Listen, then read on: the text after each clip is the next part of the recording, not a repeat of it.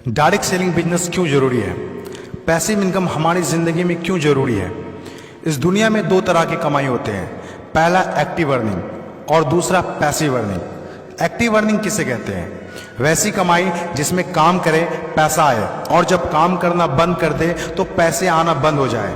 जैसे जॉब पर जा रहे हैं, पैसा आ रहा है, जॉब पर जाना बंद, पैसे आना बंद। एक दुकानदार दुकान खोल रहा है, पैसा आ रहा है, दुकान खोलना बंद, पैसे आना बंद। एक किसान खेती कर रहा है, पैसा आ रहा है, खेती करना बंद, पैसा बंद। एक मजदूर मजदूरी कर रहा है, पैसा आ रहा है, मजदूरी करना बंद, पैसा बंद। It's called active earning. और दूसरा पैसिव अर्निंग। पैसिव अर्निंग किसे कहते हैं? एक ऐसी कमाई जिसमें एक तय सीमा तक काम करे और उसके बाद काम ना भी करे तो भी अर्निंग होती रहे। It's called passive earning. Passive earning क्यों जरूरी है? क्योंकि आज हमारा शरीर काम कर रहा है, कल वह काम नहीं करेगा। आज कुछ ऐसा करना है जो हमारी मौजूदगी ना भी हो तो भी हमें रेगुलर इनकम आती रहे, और वो ज़्यादा जरूरी है। पैसिव अर्निंग जिससे एक मिडिल क्लास और पुअर फैमिली भी आसानी से अपनी अर्निंग बढ़ाकर एक अच्छी जिंदगी जी सकता है। आज पैसिव अर्निंग के तरीके का इस्तेमाल वर्ल्ड के सभी अमीर लोग, बिजनेसमैन, पॉलिटिशियन और एक्टर सभी अपने लाइफ में पैसे कमाने में करते हैं। पैसिव अर्निंग का मतलब ऐसा काम जिसमें किसी काम का रेगुलर इनकम आता रहे, जैसे रेंटेड प्रॉपर्टी, कोई मकान, बंगला या रूम को रेंट पर देने से जो पैसा आए।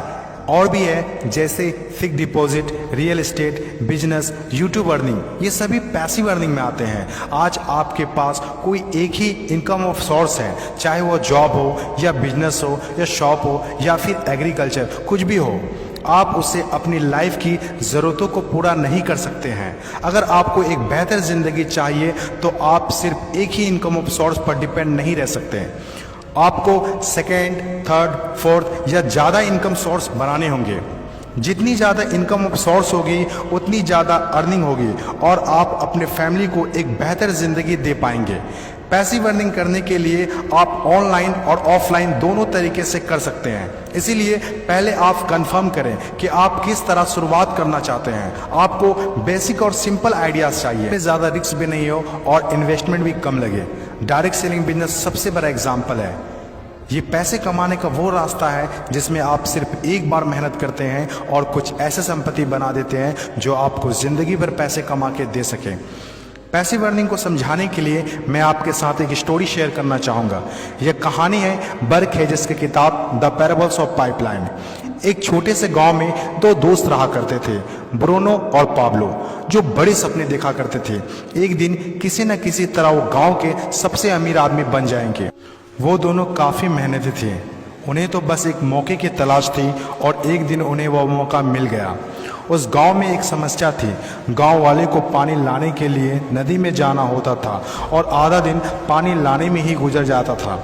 वो दोनों ने गांव वालों से बात की कि वो नदी से पानी लाकर उन्हें देंगे और उसके बदले कुछ पैसे लेंगे। गांव वालों को ये बात अच्छी लगी।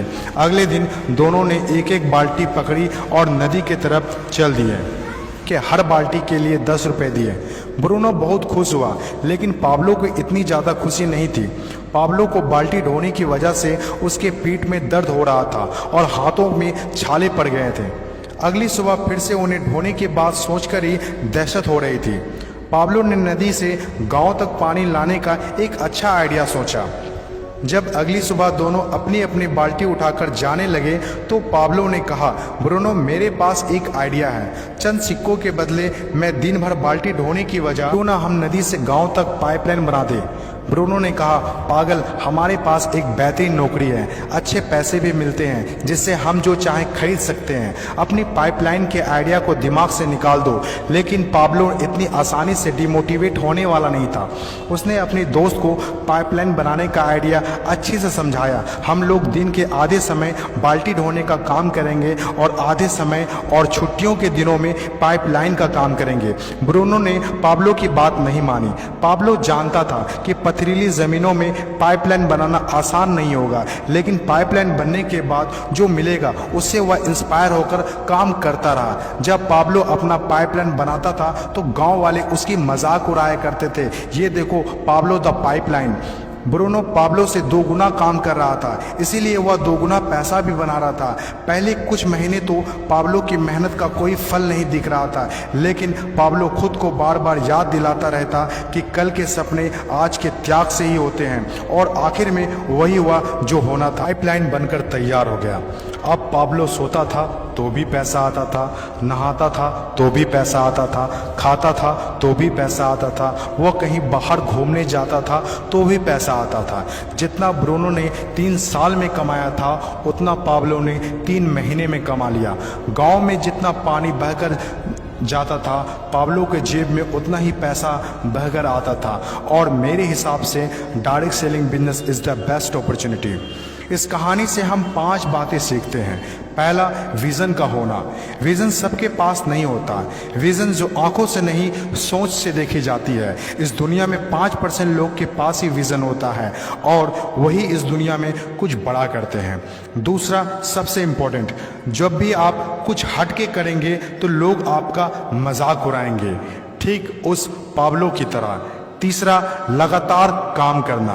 विजन पर काम करना आसान नहीं होता है, इसमें ज़बरदस्त फोकस के साथ तब तक काम करना होगा जब तक आप उसे कंप्लीट ना कर ले।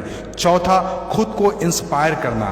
अपने आप को इंस्पायर करने के लिए वो देखना होगा जो पाइपलाइन बनने के बाद आपको मिलेगा। अपने सपनों को विजुलाइज करना होगा ताकि अपने आप को मोटिवेट और इंस्पायर कर सके। पांचवा और सबसे इंपॉर्टेंट बात, प्रॉब्लम सॉल्विंग वर्क। जिस तरह पाब्लो ने गांव की पानी की समस्या को सॉल्व किया, आज हर वो इंसान सक्सेसफुल है जिन्होंने लोगों के प्रॉब्लम को सॉल्व किया है, चाहे वो डॉक्टर हो या इंजीनियर, चाहे वो साइंटिस्ट हो या कोई मोटिवेशनल स्पीकर। आज हर वो इंसान कामयाब हुआ है जिसने भी किसी भी फील्ड में लोगों के प्रॉब्लम को सॉल्व किया है, और डायरेक्ट सेलिंग बिजनेस भी ऐसा ही है।